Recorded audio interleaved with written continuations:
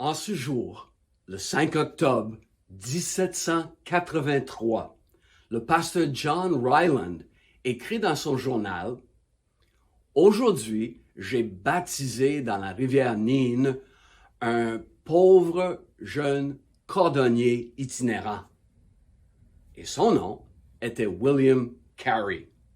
En Occident, quand on pense mission mondiale, on pense souvent à William Carey, appelé le père des missions modernes. Il est né à Paulsbury, dans le Northamptonshire, en Angleterre, un petit village, et il a assisté à une réunion de prière qui a changé sa vie lorsqu'il avait 18 ans. Il a entendu quelqu'un parler de Hébreux 13, 13, où on lit « Sortons donc pour aller à lui, hors du camp, en portant son opprobre. » Il a décidé à ce moment-là de se joindre au groupe dissident à l'époque, dont les baptistes. Et à l'âge de 25 ans, il est maintenant jeune pasteur et il soulève la question dans une réunion de pasteurs dans sa région sur la responsabilité des chrétiens de répandre l'Évangile dans ce monde. Celui qui présidait la réunion a répliqué « Jeune homme, asseyez-vous.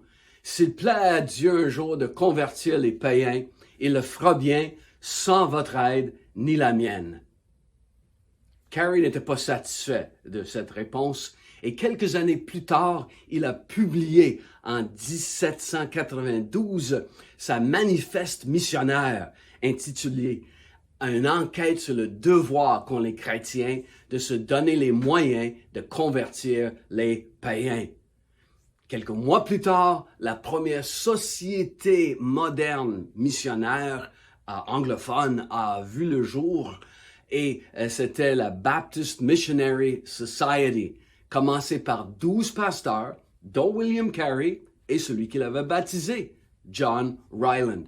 Et les 12 pasteurs fondateurs venaient de petites églises rurales dans les Midlands en Angleterre. Deux des congrégations comptaient seulement 25 personnes, mais ils étaient de plus en plus convaincus que c'était leur responsabilité d'envoyer l'Évangile dans le monde entier.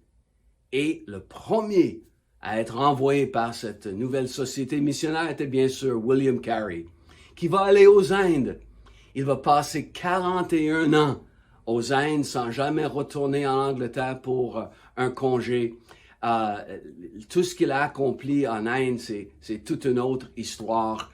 Mais il a traduit des portions de la Bible dans 25 langues et a eu un impact formidable sur les missions.